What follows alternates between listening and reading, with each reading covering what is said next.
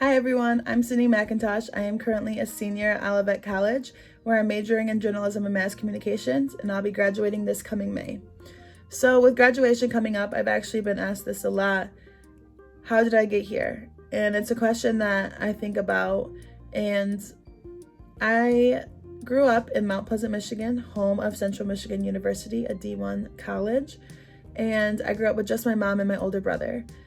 Growing up, my mom really wanted us to go to college and get a degree. She didn't care in what we did, but she wanted us to get a degree and be happy and have that degree.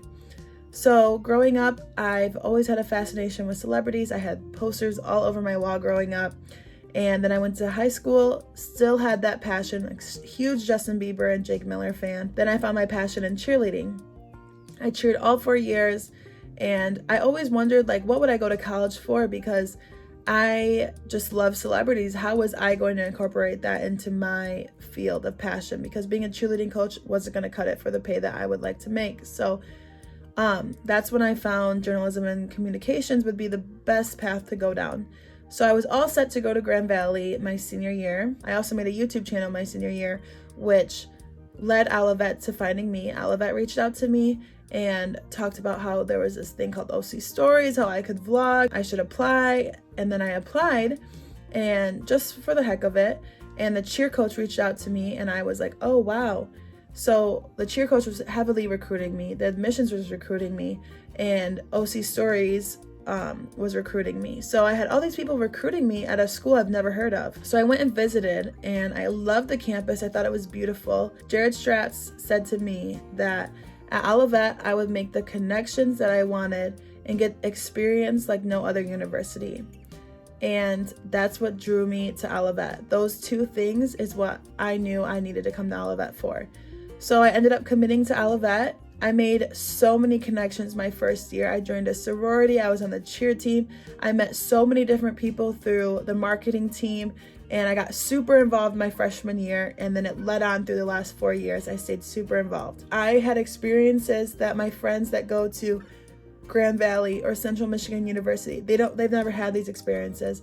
They've never been able to be on the radio their first year. They've never been able to run social media for the college or help with social media accounts. They've never been able to step outside the box and get those hands-on experiences that you need in your career. Still to this day, I know Olivet was the best decision for me because of that.